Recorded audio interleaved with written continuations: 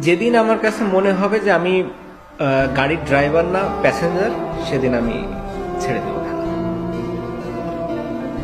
বুঝতে পারলেন কথাটা? যেদিন আমি বুঝবো যে ওকে আমি ড্রাইভার না, আমার উপর সবাই ভরসা করে সিটে বসে নাই, সেদিন আমি খেলবো না।